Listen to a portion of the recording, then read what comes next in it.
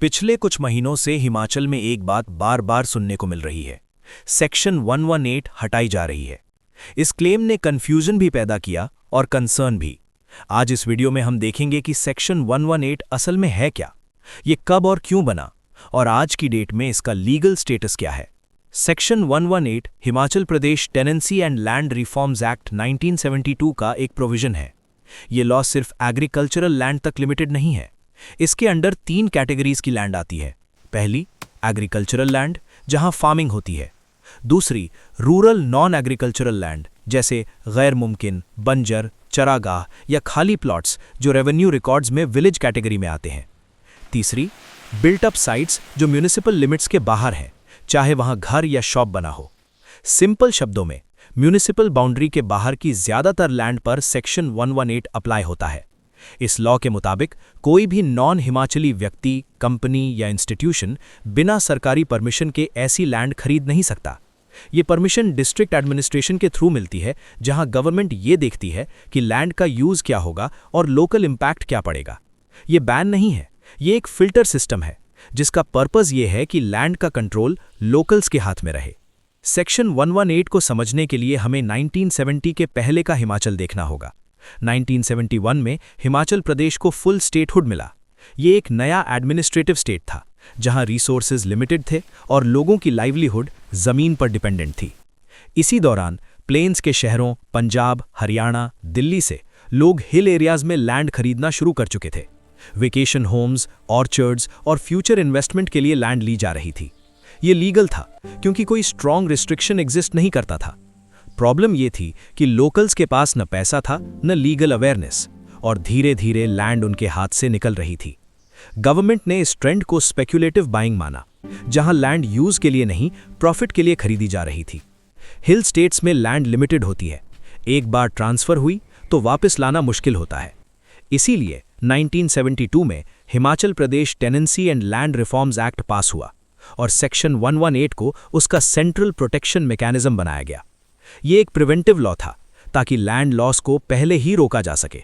आज भी अगर कोई नॉन हिमाचली लैंड खरीदना चाहता है तो उसे सेक्शन 118 के अंडर एप्लीकेशन देनी पड़ती है।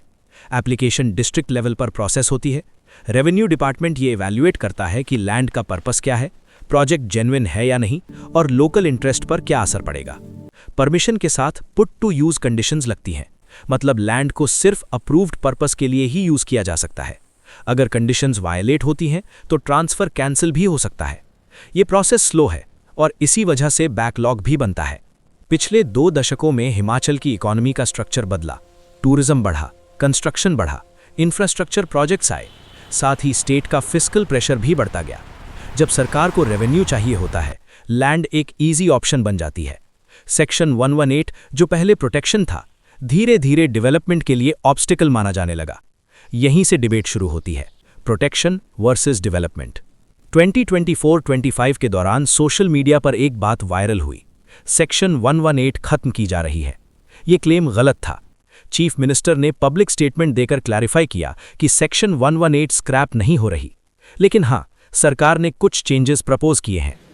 ये अमेंडमेंट जो लाई गई है, इसमें सिर्फ इतना प्रावधान हमने किया है कि जो हमारी सोसाइटीज़ है, हमारी जो सोसाइटी है, उसमें ये कहा गया है कि जितने भी एग्रीकल्चरिस्ट हमारे जो है, अगर वो कोई 118 की परमिशन से उनको एग्जम्प्ट करने की जरूरत है, क्योंकि वो अभी जो कोऑपरेटिव डिपार्टमेंट जो है भारत सरकार का पास पैक्स बोलते हैं उसको, पैक्स के माध्यम से उसका लाभ उनको नहीं मिल पा रहा है।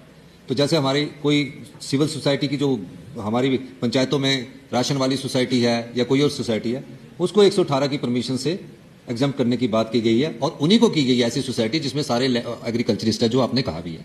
और उसमें हमने ये भी कहा है कि अगर कोई नॉन एग्रीकल्चरिस्ट एक भी आदमी उसमें आ जाता है, तो कभी भी आ जाता है, वो सारी की सारी लैंड उसकी बेस्ट हो जाएगी। एक तो ये अमेंडमेंट लाई है। दूसरी बात ऐसा है कि 118 की परमिशन हम जब फ्लैट वाले को दे देते हैं, जो हाउसिंग बोर्ड और रेरा में है, अब क्या हो रहा है, मैं आपकी बात सही है, 118 की जब हमने एक प्रोजेक्ट को परमिशन दे दी, एक फ्लैट को परमिशन दे दी, फिर बेचारा दूसरा जब खरीदने आता तो फिर एक फ्लैट को फिर परमिशन देनी पड़ेगी, फिर वो होगा। तो उस चीज में कईयों की दुकानें चलती है, दुकानें खुल जाती है। उस चीज को दूर करने के लिए हमने ये एक अमेंडमेंट ये लाई है। तीसरी अमेंडमेंट लाई है कि किसी भी प्रोजेक्ट का जिसको आपने 5 साल में रेरा की परमिशन, ये 118 की परमिशन दी, सपोज करो होटल की, तो होटल की परमिशन के समय आपका 5 साल में होटल नहीं बना, पर आपका 70% कार्य पूरा हो गया। इस चीज को आपने भी मेंट किया कि 3 साल में किसी होटल का कार्य नहीं हुआ। फिर उसके बाद क्या था, पटवारी उसको नोटिस दे देते हैं या तहसीलदार उसको नोटिस देते हैं। अब जिस आदमी को 118 की परमिशन मिली, 5 साल में उसका 70% काम कर दिया, उसको टाइम की एक्सटेंशन देने की लाए कि जिसका उसका हमने रूल में प्रोविजन करना है कि ऐसा नहीं है कि 10 साल तक प्लॉट रखा और उसके बाद वो कर दिया जाएगा। ऐसा है कि जिसका काम 30% 40% हो गया है, उसको हम एक्सटेंशन की प्रोविजन लाए कि किसी कारणवश उनके काम में अड़चने आती है। Himachal Pradesh tenancy and land reforms amendment bill 2025 assembly में इंट्रोड्यूस किया गया। सरकार के मुताबिक इस बिल का एम सेक्शन 118 को हटाना नहीं है, बल्कि कुछ एरियाज में क्लैरिटी और फ्लेक्सिबिलिटी देना है। बिल के मेजर प्रपोजल्स ये हैं: रूरल एरियाज में बिल्डिंग्स को 10 साल तक लीज पर देने के लिए सेक्शन 118 परमिशन की जरूरत नहीं होगी। फार्मर कोऑपरेटिव सोसाइटीज जिनके मेंबर्स सिर्फ हिमाचली हैं, उन्हें लैंड परचेज में एग्जेम्पशन मिल सकती है।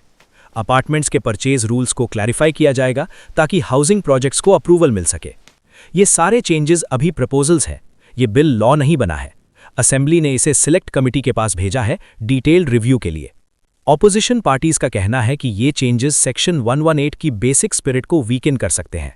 हिमाचल प्रदेश के पहले मुख्यमंत्री, उनका ताल्लुक भी कांग्रेस पार्टी से था, डॉक्टर यशवंत सिंह परमार। जब उन्हें देखा कि हिमाचल प्रदेश के पास जमीन बहुत कम है, अगर इस जमीन को भी बाहर के लोग खरीद करके ले लेंगे तो हिमाचल प्रदेश के लोगों का बहुत बड़ा उसमें नुकसान होगा, और इसलिए इस जमीन को बचाने के लिए उन्होंने लैंड रिफॉर्म एक्ट के अंतर्गत एक कानून लाया, जिसको हम सब लोग जानते हैं 118, धारा 118, ताकि हिमाचल प्रदेश में गैर कृषक कोई भी व्यक्ति जमीन ना खरीद सके।